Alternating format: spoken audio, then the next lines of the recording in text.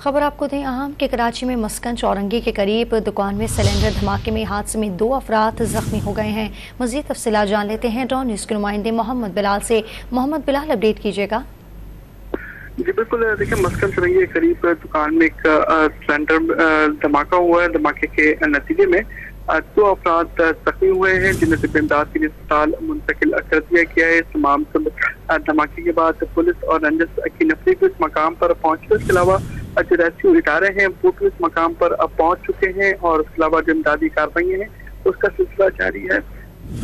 Police हुकाम का ये कहना है कि एक मोटरसाइकिल सवार और एक रिक्शा ड्राइवर जो है वो जख्मी हुए, जबकि धमाके के बाद दुकान जो है वो तबाही का मंजर पेश कर रही है और इस मकाम पर जो मोटरसाइकिलें और इसके अलावा गाड़ियां खड़ी हुई हैं वो भी उनको भी नुकसान पहुंचा है। तमाम तर वाक़े के बाद पुलिस की भारी नफरी इस मकाम पर पहुंची और आवाम का एक रश लग गया था, जिनको दूर करने के लिए मुकम्मल तौर पर दोनों सड़कें मुकम्मल बंद कर दी गई और कॉर्डन ऑफ किया गया। पुलिस की जानिब से कहा गया कि इब्तदाई तौर पर ये सिलेंडर धमाका है, जैसे दुकान के अंदर मजीद 2 सिलेंडर मौजूद हैं और इसके अलावा जो आग लगी थी उसको भी मुकम्मल तौर पर बुझा लिया गया है।